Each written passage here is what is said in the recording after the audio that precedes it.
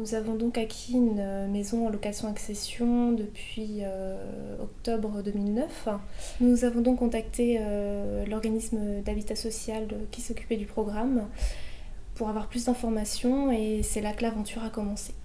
Nous avons donc eu un rendez-vous avec un interlocuteur privilégié qui s'occupait donc de ce programme de location-accession.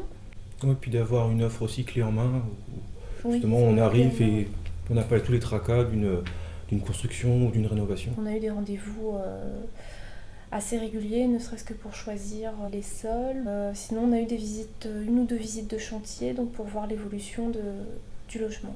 C'est un plus qui fait qu'on se sent en sécurité.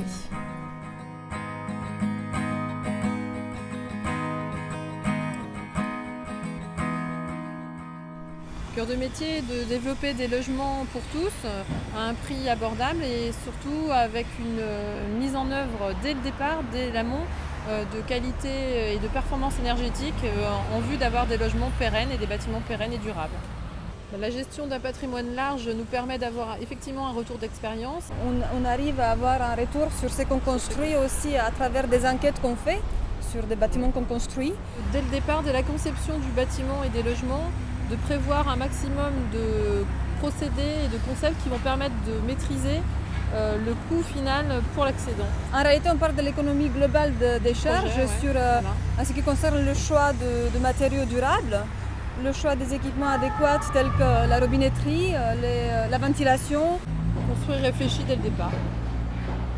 Notre mission est avant tout de faire de l'habitat pour tous, avec un objectif de loger des gens et surtout de bien les loger.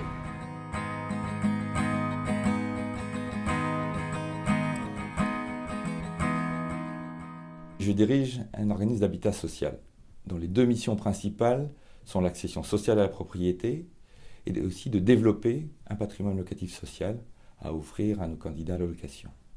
Nous essayons de construire une histoire avec nos clients. Cette histoire, elle sera basée sur l'honnêteté, la confiance et aussi forcément la transparence. Il s'agit de la conception du produit, il s'agit de l'accompagnement de la réalisation de cette opération, de la livraison, mais aussi d'être toujours présent lorsque des aléas peuvent éventuellement se passer dans la vie de cette famille, dans le logement qu'on lui a construit.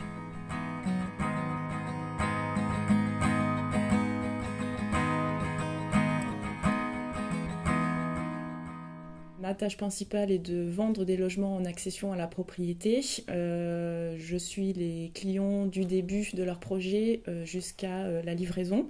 Je les accompagne dans leurs tâches administratives. J'accompagne aussi pour tout ce qui est gestion, travaux, modificatifs avec les chargés d'opération.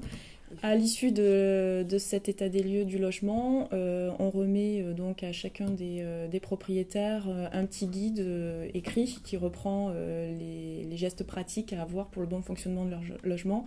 Lors de cette visite, c'est effectivement le moment de leur expliquer comment fonctionne leur équipement, qu'il s'agit effectivement de logements performants, de sorte à ce que derrière il y ait un bon usage et qu'ils comprennent comment ça marche.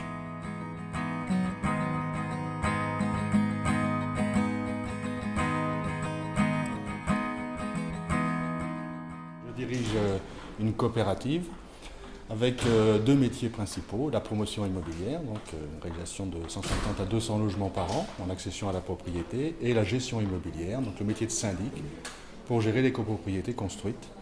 Donc environ 5000 lots sur 200 copropriétés.